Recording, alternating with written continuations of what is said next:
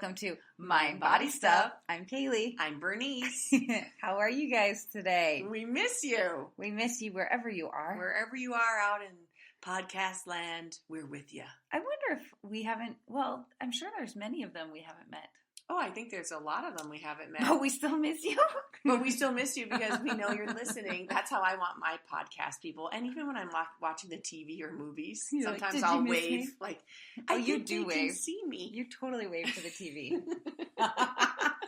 Oh, so funny. So we think about you guys a lot, just so you know. And we love the feedback. We were just in Minneapolis, and people came up to us, and everyone's like, I feel like I just talked to you yesterday. I know. I love thinking that we just kind of sit around and hang out with you guys while you drive or cook or just relax, whatever it may be. Yeah, lay in your bed with your headphones in. Lay in your bed with us. That's what my husband does. That's nice. Are we back to your husband? Great with quality technology? time. Great in quality bed. time. Again? Mm-mm. Why don't you deal with that? I'm working on it because we're going to talk about some stuff today. Are you guys? No, you and I are. Oh, I thought you meant you and Mike were going to talk about. I tried to talk to him even about vacation and he just kind of walked away. He needs to talk about technology in bed and about proposing to you for your 30th anniversary. Oh my God. These are the things. Oh my Mike, God. no technology in bed and propose to your wife. Oh my God, that made me so I excited. know. See, it's very simple. I feel like I could make you so happy, Bernice. Thank you, Kaylee. No technology in the bedroom. No, none. Give this woman another ring. Off. She doesn't need it, but she wants it. I don't need it. I do not need it. That's right. That's a problem that I have and I accept. Yes. Well, Yes. yeah. You can either work with it or you can stay miserable in it. Yeah.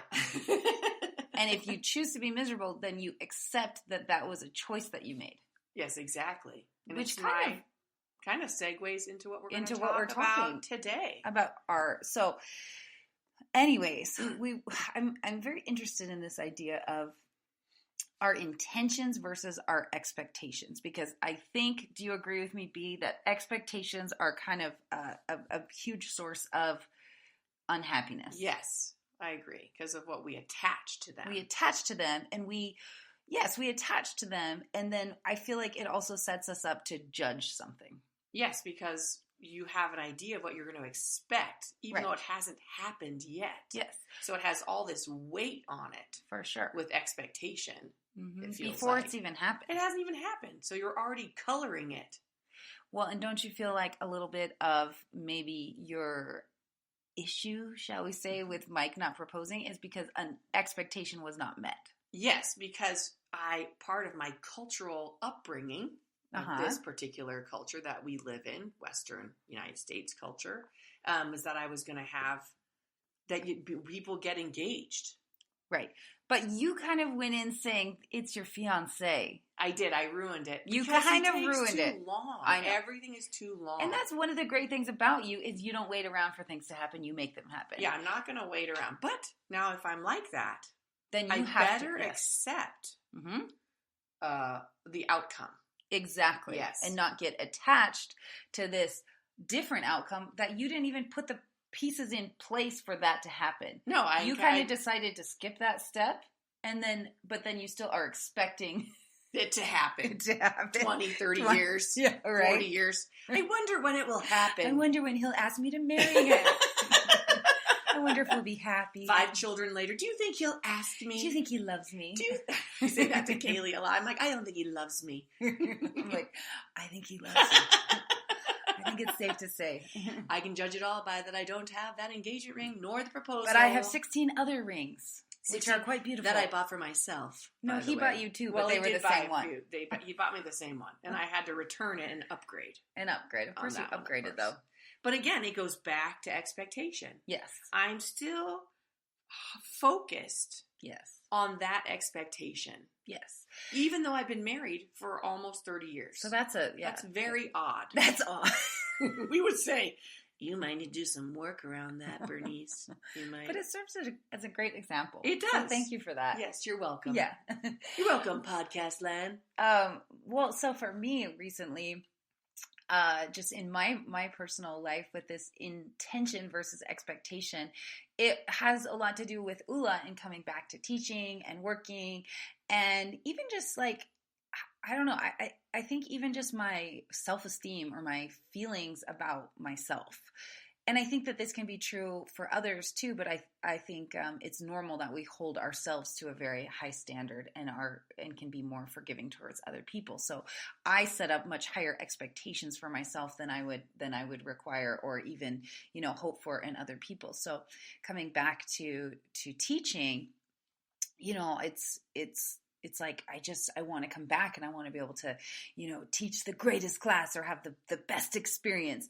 But I realize that is a source of suffering, and that is a source of potential for judgment, of just unhappiness and disappointment. Oh, maybe I didn't teach that song the way I wanted to, or maybe, the class wasn't as loud, or maybe not that many people came today. And so when I have these expectations that I'm setting for myself of how I want this, this class to be, then if I'm not checking all those boxes of my expectations, then I can be left feeling disappointed. I can feel bad about myself. I can take things personally.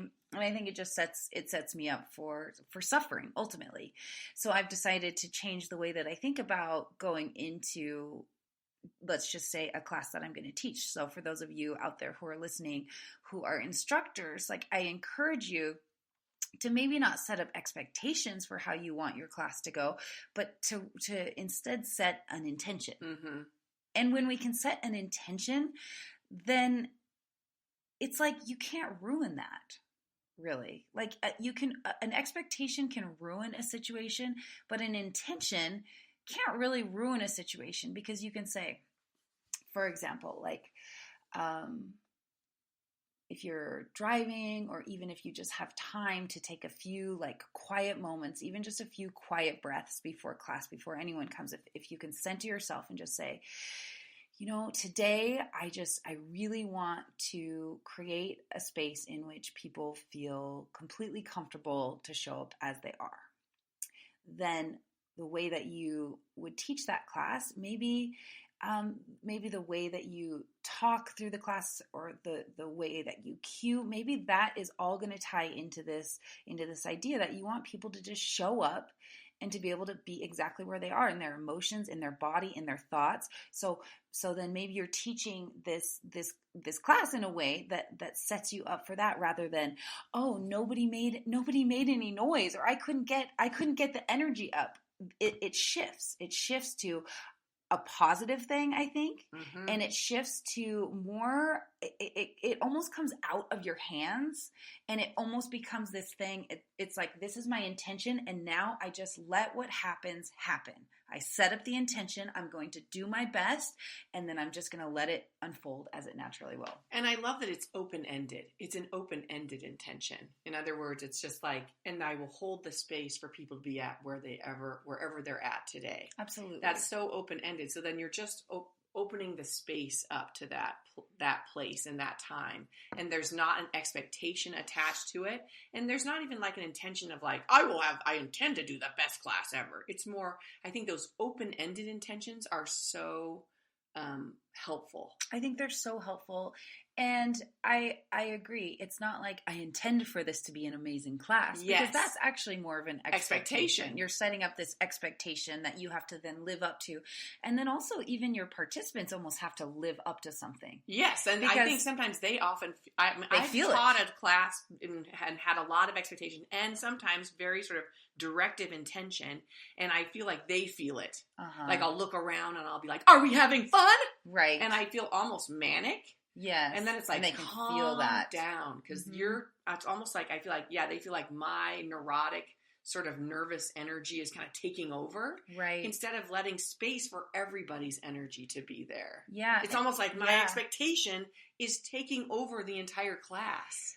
which is a weird Yes, thing. I totally agree. And I think the expectation can almost box us in. Yes. Whereas the intention, it just opens. It opens it.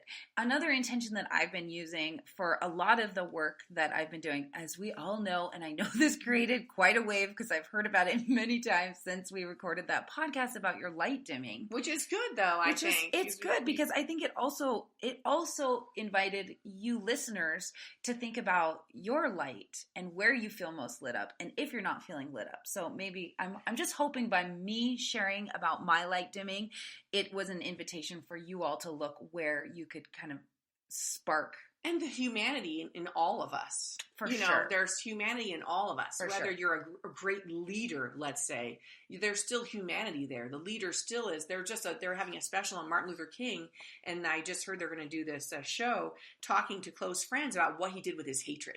Oh, interesting. Because he struggled with hatred. Yeah.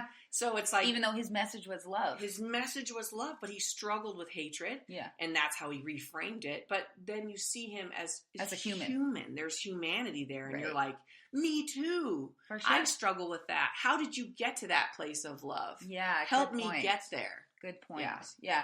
So when I was feeling like, I just don't know. I don't know if I'm good at this. I don't know if I want to do this. I don't know if my work is of value. I don't know if it's, the best use of my time and resources and energy and love and passion and art and all of that I want to be using in my life. Well, this is when I started saying to myself, and I talked about this when we were in the Twin Cities, but I find it really helpful. I just said, universe, use me. And I think I heard it on a podcast. I wish I could give credit where credit is due. I might be able to look that up. Because it was like the podcast I shared. Yeah. Yeah. B shared a podcast with me, and he used that phrase. He just said, I say, universe, use me. And I think God use me is also just depends on, your belief system and all of that. But universe, use me, God, use me, whatever you want to say. But what that does is it just takes some of the pressure off of us too, to perform or to be this thing or to I don't know, just it takes away those expectations and it opens you up. It opens you up to something bigger. It's this bigger source of energy, of creativity, of love, of greater light. Than you. It's greater than you. It's greater than you. And you just say, use me. And then you become this vessel. You become this conduit. And then it takes all this pressure off of you feeling like you need to be this thing. And you just say, give me some of your greatness and let it pass through me in the way that it's my gift and it's my purpose to share it. But I want to be open to it. And I'm here and I'm open to receiving and I want to give and I want to serve and please just use me. And sort of direct me. Direct me. Versus me directing. Yes, versus I'm in control of this situation. Yes. And I have set up, I'm not saying there's anything wrong with goals because I do think goals are important, but an expectation, I believe, is different than a goal. And so it's these expectations that create the suffering. So when you can just open up to something bigger than yourself, just it almost takes away the expectation because you don't even know. You just say, I'm open to however you want to use me and direct me so that I can serve my purpose. Well, then, I think that's where creativity happens. Oh, too. It is very similar to the concept of big magic from Elizabeth Gilbert's book, where she just says, like, it's an idea and a person, and we're constantly just looking for each other and trying to figure out, is this a good partnership? So you're not saying, this is all my genius. What you're saying is, I was open to this idea that was out there in the consciousness, and we connected and we said, yes, I want to be the vessel. I want to be the conduit for this idea. And it's going to be through me that it passes to get out to the world. But again, it takes the expectation off of ourselves and it says, I am open to this. Yes. I am open to this. I want to serve. It is my intention to be of greatest service. It is my intention to be present and to be here for love. But when you say, I expect it to be this way, that's how we get disappointed. Yes, I totally agree. Open-ended intentions. Yes. I love that concept. And I read this woman this morning, Muriel Berard. She's a life coach, but she said, set an intention and let go of any attachment to a specific outcome. Right. Because that's what expectation is. And intention can be too when we get too directive with it. Right. So I think you set an open-ended intention and let go of any attachment to a specific outcome. And it's important to note that when we attach to a specific outcome, that's when disappointment happens. I totally agree. And letdown happens, because it comes back to all our fears of scarcity, and of not being recognized, of not being loved, of not being visible. Whatever we expect, we set out there. And then sure enough, if we have those types of expectations, it's going to be a great class. Yeah. Everyone's going to sing. I expect it to be the best class ever. And I expect my body to feel great and to have so much energy. Yes, the whole and to thing. Be jumping above the air. And suddenly, of course, because it's hard to reach all those goals, because you attach to them. Yeah. And then right away, when you realize my body isn't doing this, you right away go like, oh, well, that's because I didn't meet my expectation. That's because I'm a loser. And then you're disappointed. I don't always go to loser. Like, I know that that's kind of your loser. That's my go-to. That's your but go-to. Yours might be. No, I just am like, ugh. Like, I just get disappointed. Or I'm disappointed. Yes. Or because for me, it's not, because I think you're lovable loser. Yes. And for me, extremes. And for me, it's more like, I really want to do a good job. Yes. Like, there's something in me that it's like, my thing is more like, I really want to do a good job. Yeah, right. And I don't know, is that my glasses? What is my glasses? What are my glasses? Glasses are I am worthy. No, it's that I am not like significant. Significant, right. Yes. And so it's like sometimes I almost have to prove my significance by like doing a really good job. Well, I'm going to read this. Expectations. So when they fall short, it's about needing this to happen in order to prove to ourselves and others that and here are a variety, you can insert whatever word you want, that we're important, that we're valid, that we're visible, that lovable, we're worthy, that we're lovable, whatever word it is. Bingo. That's exactly what that is. Isn't that a great quote? That's exactly what it is. When they fall short. It's about needing this to happen in order to prove to ourselves and others that we are important, that we matter, that we're lovable, that we're worthy. All those glasses. And those are our base needs. Those are our base needs. Those are our things that we're like, am I lovable? Am I worthy? Am I visible? I love when we did a group work recently and someone said, did you see me? Yes. Did you feel me? Yes. It's because we want to be visible. Most of us do anyway. Well, and I think ultimately we all do. We may just not think we want to because there's fear attached to being seen. Cover, protective. But I think also what these expectations do is, let's take the flip side. Let's say you do meet your expectations. Yes. But good it's point. Almost like it's the same thing, but just on the other opposite side. So you're like, oh, I am worthy because I did that. So now in order to prove my worthiness, my continual worthiness, I have to be able to perform every single time that way. And I've definitely gotten myself into that problem. It's almost like how failure is our greatest lesson and our greatest teacher. It's not doing a great job over and over and over and over where you actually learn the lesson. You learn the lesson when it doesn't work. You learn the lesson when you don't actually live up to these things. And so for me, I know that in order to be like, if I can be this thing all the time, then that is proving to me my worthiness and that I do matter. And that's problematic because I need to know that I am enough, that I do matter, that my life is important, even if I fail, even if time after time I can't deliver all the time. And of course, the best things are discovered through failure. Oh, like, can you imagine the greatest scientists? And what if they were like, I'm trying to discover the vaccine for polio. And you're like, I know, this is the vaccine that's going to work. And you do it over and over again. And of course, I'm sure it failed many, many, many times. But they kept going back to it. It wasn't like, well, that's it then. Yeah. Done. We failed. Yeah. You didn't figure it out. Well, and we had a really great discussion. Here I go again. I'm having trouble too today. I don't know why. Wow. Expectation. Discussion. We had a great discussion at the advanced training in the Twin Cities. But one of our instructors, she said, I'm trying to figure out what the formula is for sometimes I have a really great class. So I'm trying to figure out, okay, what did I do right? What did I do right to make all of these things? Boom, everyone's saying. I had a ton of energy. The playlist was awesome. The energy was there. So trying to figure out what are those things that she did right, because then when this class happened that, it didn't feel magical and it didn't feel like there was a ton of energy, and so then she's trying to figure out, okay, well, what, the analytical side of the brain was trying to figure out, okay, so what did I do and what didn't I do? But then do you hear the words? Like, it's like, okay, well, what did I do? What didn't I do? How did I create this? How did I not create this? But I think, again, then we have this expectation that, okay, I did all of those things that made that class great, and it still wasn't great.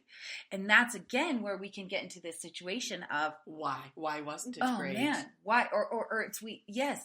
And then we feel like somehow we failed. Somehow we didn't do the right thing. But when we can just let all of that go and just go into that intentional place of saying, I want to show up and I want to be so present for my class. Yes. I want to show up and I want to really enjoy this class. I want to show up and I want to see what my body is capable of doing. I want to show up and I want to set a group intention for the class. These things cannot fail. Yeah. You cannot fail to see what your body is capable of doing that day, because you're not saying, I want to make it through all of these really hard songs and, blah, blah, blah, blah, blah. I'm going to do 10 star jumps and then... Yeah, I'm going to do star jumps for all of these, or every single, squat, I'm going to do a jump squat.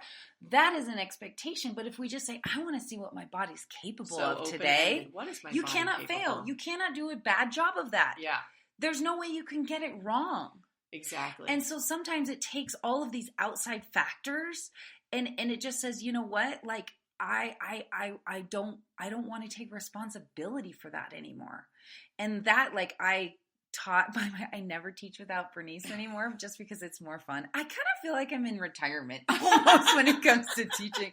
I'm like a coach where I'm like, I know how to do this and I know how to teach people to do it, but I don't always do it. So it was really good practice for me to just teach on my own without you last week. Yeah. But of course I had expectations for myself, and that is why I wanted to talk about this on the podcast too, because I was like, stop, Kaylee, it's going to be what it is. You never teach on your own anymore. And I was like, will I be able to get the energy up?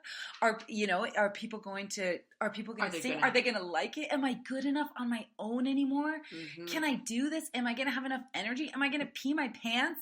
Like all these, all these things, all these fears came in when I was connected to the expectation of the outcome. Yes. But so what I did is I just came into the back office and I just stopped and I said, universe, use me. I just want to be a conduit for something bigger than myself. So let me serve. And I went out there and I taught and I did the best that I could do.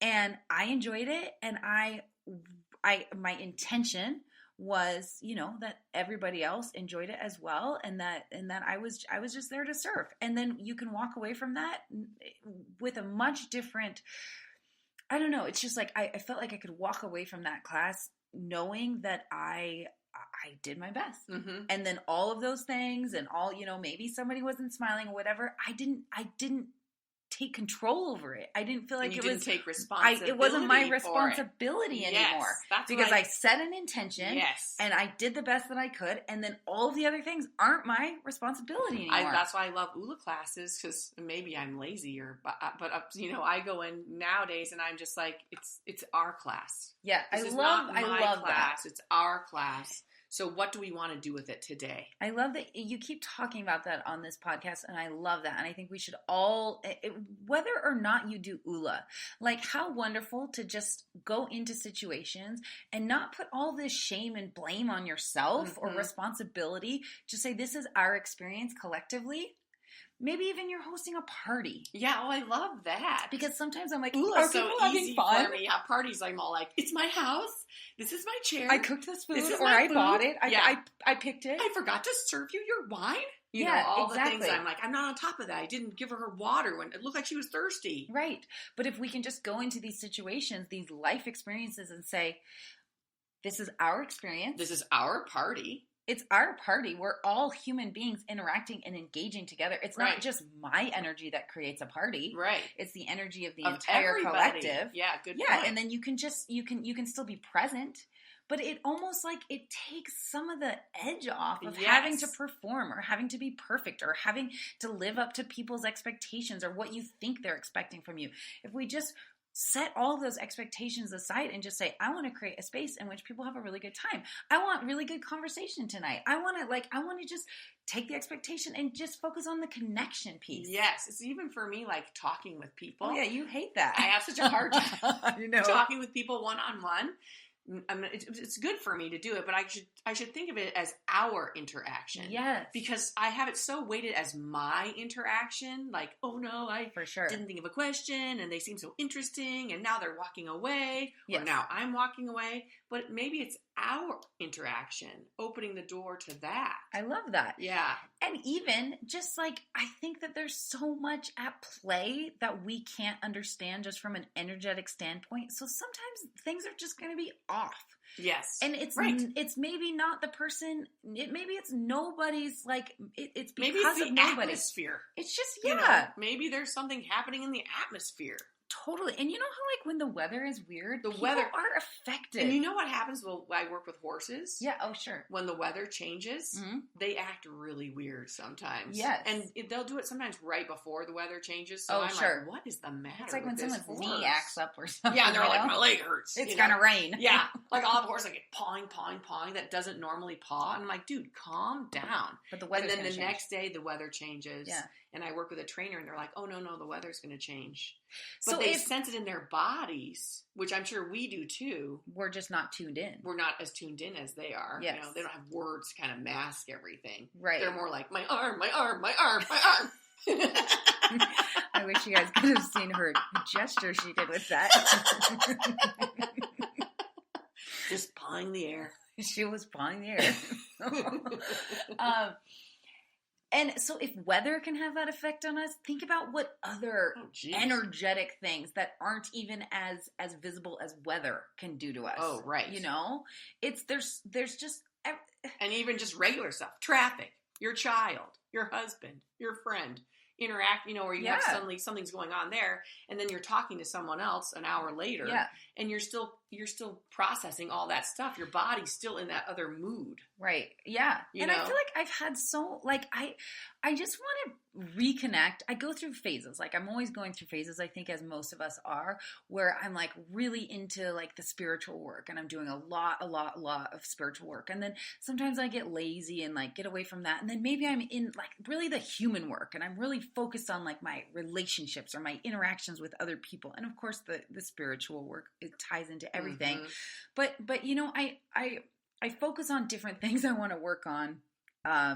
And right now I'm moving back into the more spiritual work, because then it almost makes just the human stuff seem not as big of a deal as I feel like it is when I'm just not doing the work. Mm-hmm. When I'm not doing the work, I'm like, oh my gosh, that person doesn't like me anymore. And she doesn't, we're not like, she hasn't said this, or I feel like this is happening, or I sucked at this. And, all this. That's why this is happening. Yeah. Yeah. I'm not a good person, or, I'm a bad parent. My house is messy. What does that say about me? How come that mom who has 3 kids? It's funny how we always turn it back to us. Oh my gosh, we always turn it back. Like it was just Valentine's Day, and we did our best. We did. Huxley made, I cut out hearts and she colored them, and I wrote the person's name and she wrote her name. And I was like, you know what? That's good enough. Awesome. But then the Valentines that came back to us, I'm like, oh my gosh, that little kid made freaking like paper mache flowers for everyone in the class. I'm like, when did they have time to do that? I suck. I'm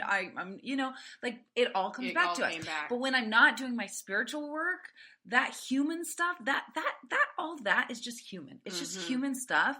It becomes much, much, much bigger than I think it needs to be. But when I'm tapped into the spiritual and it goes back to attachment and expectation. It does.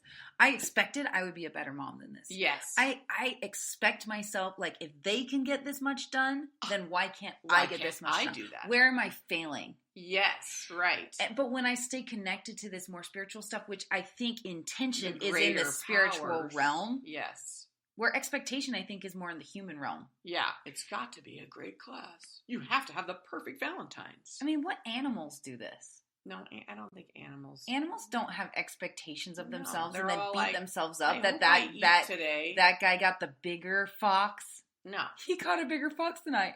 I think I'm a bad hunter. No, they're all maybe I'm not fast anymore. I better go get another fox because he got that one. Yeah, they don't put it back on themselves. They don't take things personally. They don't. No. So I feel like being a human is so awesome and beautiful and interesting. A great advanced brain and a great adventure for the spirit to embark on. But holy cow, it's hard. Well, yeah, you get all like even that expectation thing always goes. It just brings you down. It does. It brings you down. It makes me not enjoy moments because I'm like, it should be like this. Well, it's just like that. The moment should be this way. It's like that podcast we were talking about when you had the family dinner and then you got in your head because one of your kids wasn't laughing at your jokes. And then you're like, oh. They don't like me. I'm unlovable. I'm unlovable. How unusual. I'm like, okay. Sorry, kids. At some point, we're going to figure this one out. Jeez Louise. But the thing is, you set up an expectation of how you wanted the night to go. And that was my thought pattern. Mm-hmm. Yeah, and then when you felt like it wasn't going the way you expected it to go, then you suffered. Because I attached that expectation. Yes. Had to be this way. Mm-hmm. Then, of course, if I attach the expectation, it's going to be disappointing, probably. Right. Unless one in a few hundred times, it's not. Yes. And then you're like, I'm always striving for that night. Yeah, exactly. Remember that one night? Uh-huh. Or like... I was able to do it once. Yes, we just did the trip to... Why can't I do it again? Oh, we did the trip to the coast, And I'm like, remember that one trip to the coast? Oh, yeah. And we walked every time into town, and we had dinner and lunch, and how magical it was. And so I was obsessed with walking on the beach, and everyone's like, it's really cold right now. I'm like, but now is the time. Remember how much fun we had last time doing it? Oh my gosh, I found this quote, you guys, and I almost shared it on social media, but then I'm like, this is too ironic to put on social media. It seemed wrong. But listen to this. It's like, it's perfect. It says, 2 things prevent us from happiness: living it in the past and observing others. Oh. But I couldn't put it on Facebook because that's all you do on Facebook is observe others. So I was like, no, I'm not going to put this here.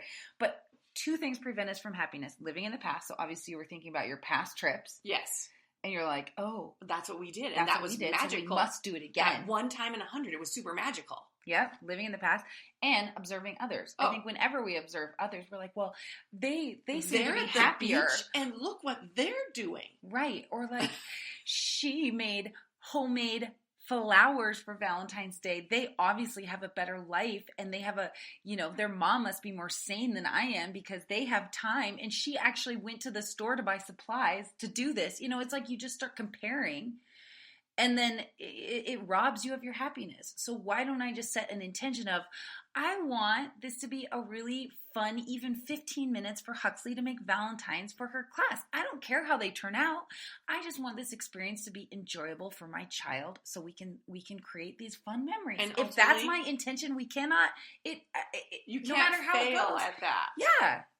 Yeah. I mean, maybe she doesn't have a good time, but chances are she's going to have a good time. We're sitting there making Valentines together. And it could even be like, maybe we just have the intention of, we're going to make these wonderful Valentines together. Yes. Like, how wonderful is that? Or maybe we're just going to have fun together. So even if it strays away from Valentines, maybe that morphs into playing unicorns. I don't care. And it's the human condition is so based on scarcity. And I understand that comes from us, thousands and thousands from survival. Of course, we had to fight for things to survive. Yes. Our ancestors did that.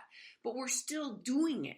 We're still like, she has the better Valentines. She'll probably get more resources. I don't know why I don't know why that triggered me. But it's such an interesting... They made flowers for every single kid in the class. I'm like, they're gifted too. And I'm always like, I'm not, I don't have that. Like that mom was on Pinterest and found the thing and went to the store and got all the supplies and laid them out and got them all ready for her little child to have this just wonderful experience. And somehow that's better. Than what you did. Right. Yes, but what is my kid going to remember? I want my children to remember And plus it's you. You're their mom. I'm their mom. Yeah. You're mom. She doesn't care. Yeah. She loved drawing on those little hearts and writing her name. Yeah, She's like, now Mom, do Dawson. I'd be like, okay, now I'm going to write Dawson. Okay, I'm going to sign my name. Oh, yeah. What color do you want for, so-and-so? I used to love doing that. She wasn't judging it. Oh, no. She didn't have expectations. They don't have expectations yet. That's kind of a She's learned. Getting there. They do. It's from childhood. You learn Right, it. right. And it is a survival skill. I understand the scarcity thing, but let's not judge everything by it, okay? Let's get past that. Well, let's use these advanced brains that we actually do have. Yes. Because one of the also incredible things about humans is that we have self-awareness. We have self-awareness. Yes, thank you for that. So if we have this self-awareness of this is why our brains work the way they work, this is why scarcity was very important to us to survive, to get to this point, but we also then are advanced enough to say, you know what? I don't need to stay in that scarcity mode. I'm going to transition into this abundance mode, and I'm going to be more present, and I'm going to just, whatever. You can enjoy things so much more. Yes, exactly. So let's do it. Deep breath. I'm like, Kaylee, quit thinking about the work and just do the work. You know what the work is. Now just do it. Well, and you see the strength of thoughts. Oh my gosh, thoughts. Yes. The power of thoughts. So I made this, I've been, okay. I know you guys have heard this, but I have now gone as far as taking Facebook and Instagram and all news apps and weather apps off my phone. So I literally have nothing to do on my phone, which is beautiful, except now I've gotten really into Pinterest. And a little bit of shopping. So now I do a little more online shopping and a little more Pinteresting. But because I'm doing more Pinteresting, I'm also making so many good meals. So last night I was making this cauliflower salad, and it had cauliflower and apples, and it had shallots and avocado and this yummy dressing.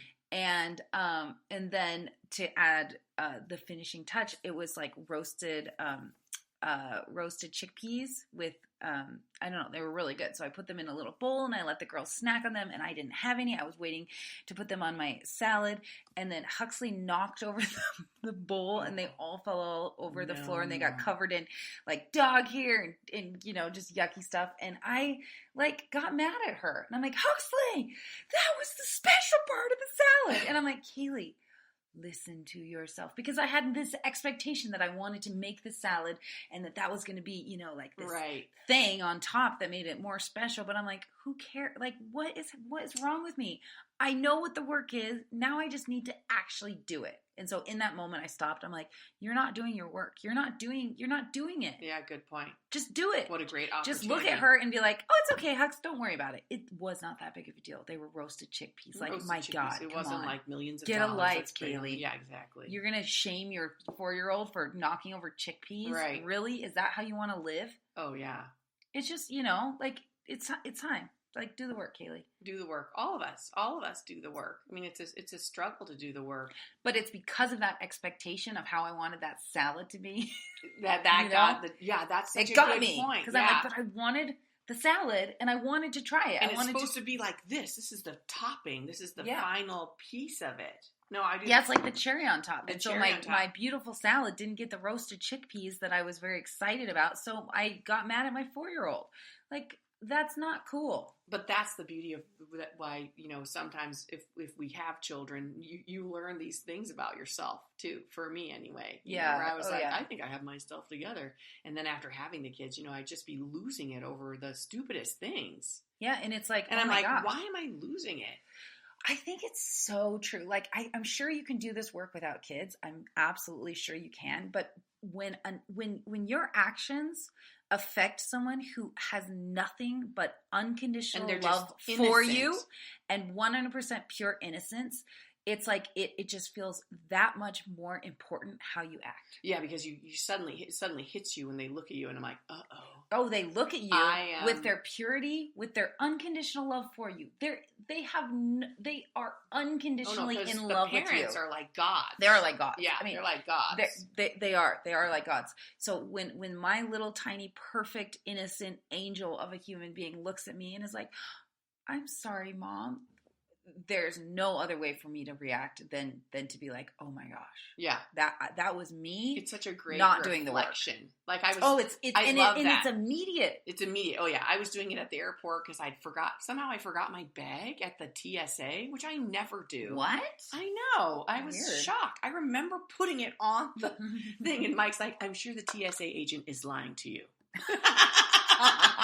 Because I look, and luckily Ray looks at me. He's like, "Mom, where's your bag?" And I look at it, and I'm like, "Where's my bag?" And I shout at him, like, "Where's my bag?" And then he looks at me as a 12-year-old, and he's like, "It's your bag." Oh yeah, exactly. But it was that immediate of like, "Oh, I'm putting my, like, go get my bag. You lost it." Yeah. I lost my bag. Your bag. But that immediate, like, B, it's you. You lost your bag. Take a deep breath. The man can go get it for you. He just told you about it. Exactly. This is not something to, like, have a breakdown about. I was listening to this. I love Oprah's Soul Session podcast. Oh, and she her. had Byron Katie on one that I was just listening to. The Work. And she says, she the way she phrased it, she just said, stay in your own business. Stay in your own business. Because everybody else, everything they're doing and their reactions and their expectations and their, their whatever, that's all their business. So like just even what you just said is you're like, my backpack. Yeah, and I look it's your business, but we're trying to project or trying to like, look out always. And I think that also goes into this like comparison thing. Just stay in your own business. Stay in your business. And then I thought that this was really interesting, especially for anyone who struggles with social media. She said, "Stay in your business." She didn't really relate this to social media, but I did. If anyone feels lonely or separate, just ask yourself, whose business are you in?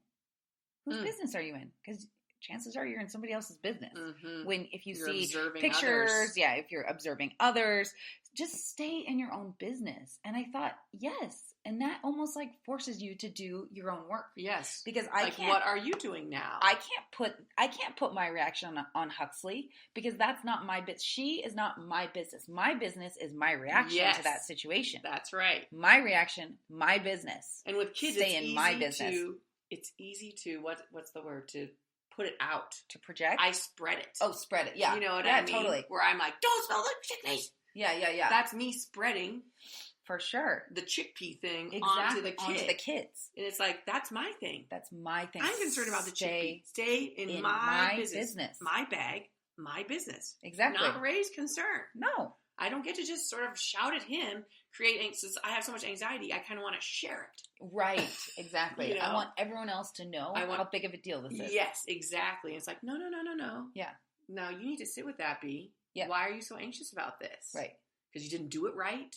Exactly. Did you have an expectation? You're like, but I never forget my bag. Exactly. That's the expectation you have on yourself. I am the best traveler. I'm a good traveler. Yes. How could I ever forget a bag? I travel all the time. I am very good at traveling. I'm very good at traveling. Yes. That's your expectation. That was my expectation. I let myself down, create anxiety, then I projected it. Yep. And you want to share. Boom. Expectation. Super effective.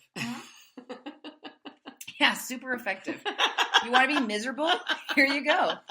One step guide. Enjoy.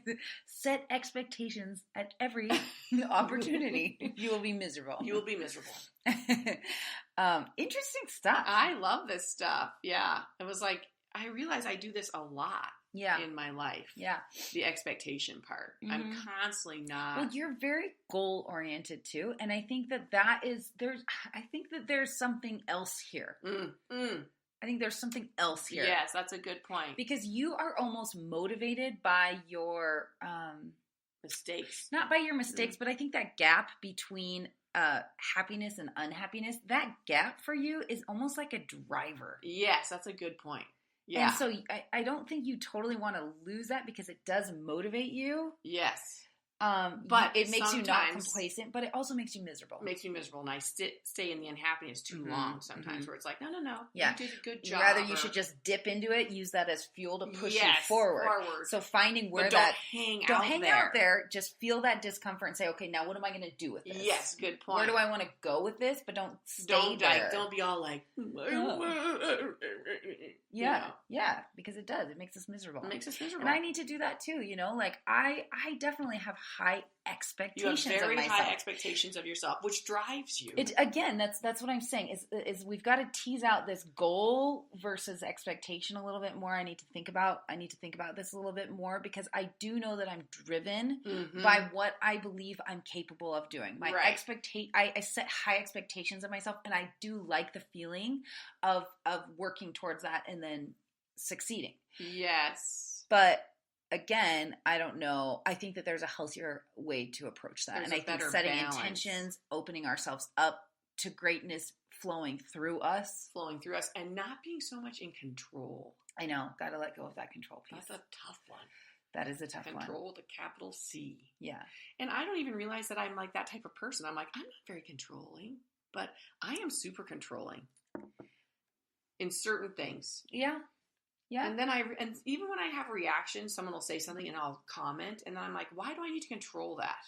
Oh, sure. That person can have their own reaction. Yeah. Oh, yeah. I do not have to control how they view that. You know what I mean? Like, let that go. Yeah, absolutely. Have your own, stay in your business. Your business. It's my business. Yep. Yeah. Yeah, exactly. And I think if everyone stayed in their own business, it's not that we wouldn't be empathetic. It's not that we wouldn't be connected. It's just that we wouldn't let all of these things, minor things that kind of offset us and make us miserable. And I think they actually are the things that separate us.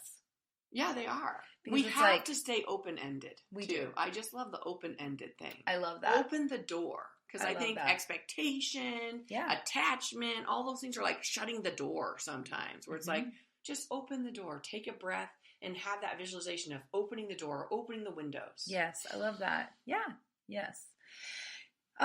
Cool stuff. That's good stuff. Yeah. It is. It's really interesting. Thank you guys for listening, and share your thoughts with us.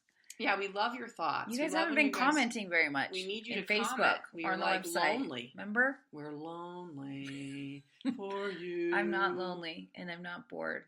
I feel like I have too many humans in my household right now. I always tell myself I'm lonely and bored, but I'm not really. You're not lonely. It's like a huge mistake when I do that, by the way. Yeah, but I guess our point is we are not lonely or bored, but we love this stuff, and we love hearing from you. And different perspectives and points of view. So thank you for listening, for sharing, and interacting with us. Yeah, we'll talk to you again next week. Let us know if there's anything you want us to cover. We'll just keep doing our own thing. Plugging away. Bye. Bye.